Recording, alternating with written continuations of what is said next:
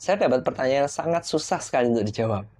Bakso yang bagus, yang akan laris manis dijual itu seperti gimana sih? Kalau Anda di posisi saya dan Anda mendapat pertanyaan yang sama, kira-kira jawaban Anda bagaimana? Kebanyakan orang kalau ditanya bakso yang bagus, yang pasti laris dijual, itu yang seperti gimana? Jawabannya, umumnya sih yang harus bagus, enak, kenyal, keras, dan juga harganya harus murah. Padahal kalau Anda setia nonton channel HM Prasaja, Anda sering nonton video saya, tentu seharusnya Anda sudah paham bahwa bakso yang bagus tapi murah sekali itu hampir mustahil dibikin.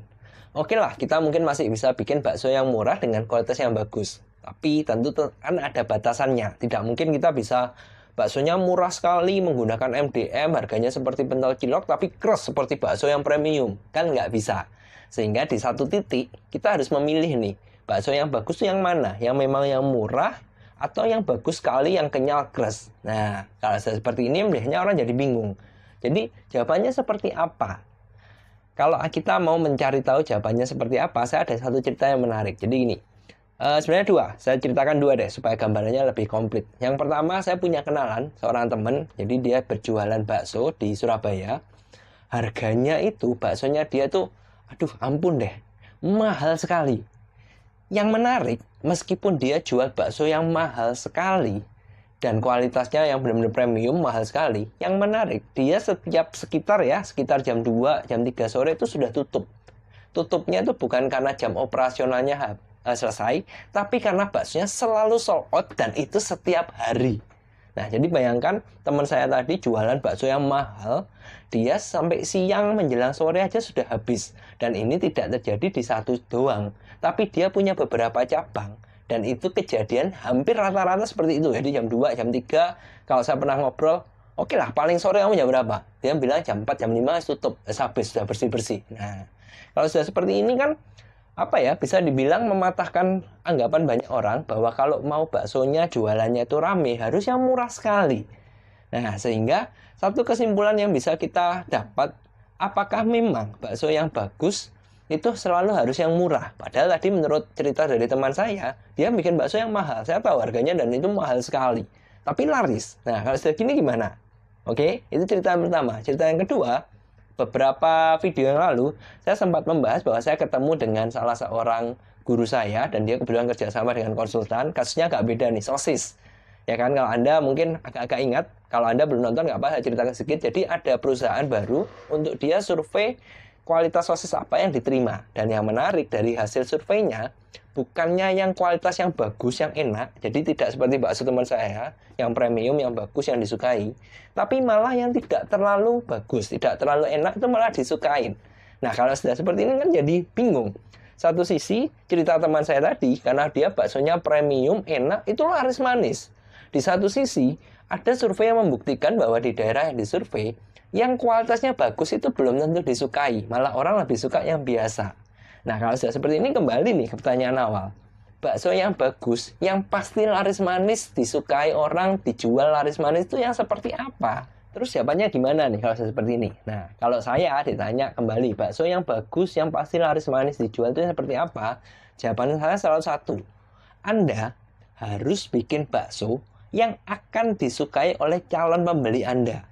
Nah, ini untuk pedagang ya. Jadi misalkan Anda berjualan di daerah A, Anda harus tahu selera mereka di daerah A itu seperti apa. Jangan sampai Anda melakukan kesalahan seperti saya. Jadi beberapa tahun yang lalu, saya pernah diundang ke sebuah pabrik bakso, cukup gede. Saya diundang ke sana untuk membuat bakso yang enak, yang pokoknya yang enak, yang keras. Jadi saya cuma dapat kata kunci, enak, keras, target harganya sekian Pak. Oke, saya datang ke sana, saya sudah nyiapin resep, saya trial. Nah, bodohnya saya, waktu itu saya tidak bertanya detail, saya tidak tanya detail tentang selera di sana, keinginan si pabrik itu apa. Jadi saya sudah siapin resep, saya datang ke sana, saya trial, jebret, selesai hasilnya, dan hasilnya baksonya itu bagus, keras, mantep pokoknya, sesuai harga juga. Nah, ternyata hasil bakso yang saya bikin yang sudah enak, keras, sesuai harganya mereka, itu tidak diterima mereka, dan mereka bilang hasilnya itu jelek.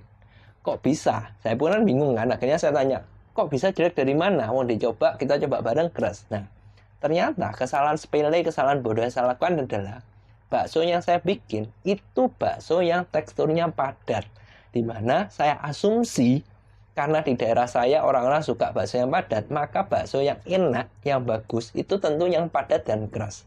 Ternyata di daerah si pabrik itu tadi, di daerah yang akan mereka jual, masyarakat di sana itu nggak suka yang padat.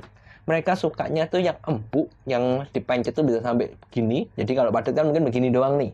Dia bisa sampai gini, tapi ada crustnya. Nah, kesalahan yang saya lakukan itu jangan sampai Anda lakukan. Karena kalau Anda hanya berasumsi menurut selera Anda, bisa jadi masyarakat yang Anda tuju, calon customer Anda itu tidak suka. Makanya nomor satu, kalau saya ditanya bakso yang bagus, yang pasti laris dijual mana, tentu Anda harus bikin bakso yang sesuai selera mereka. Misal kalau Anda seperti saya, suka yang padat, yang keras, tapi kalau masyarakatnya, target market Anda, si calon customer sukanya yang empuk, yang keras, ya Anda harus bikin yang itu. Atau mungkin sebaliknya nih, Anda jualan untuk anak-anak SD. Dimana anak SD itu nggak memikirkan kenyal keras, mereka cuma mikirnya pokoknya murah, dapat banyak, terus gurih, ya Anda harus bikin seperti itu. Menurut Anda mungkin itu nggak enak, tapi ya sudah, karena target market kita, calon customer yang akan kita tuju itu maunya seperti itu. Dan Anda kalau mau hasil bakso Anda bagus dalam arti laris dijual, tentu Anda harus menyesuaikan menurut keinginan mereka. Nah, hal-hal seperti ini tuh juga yang akan menyebabkan kenapa kok bahan tambahan pangan tuh macamnya banyak sekali. Dan kebanyakan orang kalau apalagi setia nih nonton channel HM Prasaja kan kadang bingung. Ini kok bahan macam-macam, fungsinya mirip-mirip semua, tapi tidak dijelaskan kapan harus pakai yang mana. Jawabannya karena kembali, tiap orang tentu punya selera sendiri-sendiri, punya resep sendiri-sendiri, punya target market sendiri-sendiri, makanya semuanya pasti berbeda. Nah, karena itu, kembali saya sampaikan, tujuan dari channel HM Prasaja ini ada kan ini mengedukasi. Kita tidak memberikan resep jadi untuk Anda pakai dijual, tapi kita mengedukasi. Sehingga kalau Anda mau yang benar-benar serius jualan bakso dan Anda mau sukses, hal yang tentu dilakukan adalah kembali. Jangan bikin baksonya dulu, tapi surveilah dulu. Market Anda itu sukanya seperti apa, mereka inginnya gimana, harganya seberapa, porsinya bagaimana. Anda harus survei. Jangan sekali-kali Anda berasumsi karena Anda suka ini, maka orang lain suka. No, setiap orang itu berbeda sehingga Anda harus cari kesukaannya mereka rata-rata apa. Kalau sudah dapat, baru Anda bikin resepnya, Anda melakukan trial dan error, Anda susun perlu bahan tambahan apa, resepnya gimana, baksonya seperti apa, baru setelah selesai baru Anda jual. Nah, memang sih langkah-langkah ini mungkin terkesan ribet, membingungkan, dan juga kalau menyusun resep bukan dapat dari yang jadi tapi kita bikin ini kan susah. Makanya salah satu hal lagi, kami selalu menyediakan layanan konsultasi. Dan layanan konsultasi ini kan free, tidak berbayar.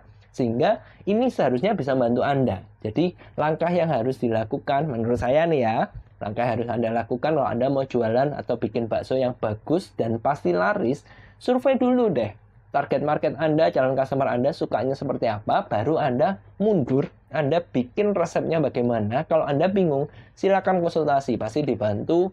Sehingga nanti kalau misalkan Anda dapat, oke, saya misalkan nih, kayak tadi si pabrik tadi yang saya trial di sana, maunya yang kenyal, empuk, keras, harganya sekian. Nah, dari situ baru dibikin resepnya, nanti bisa dibantu tim saya.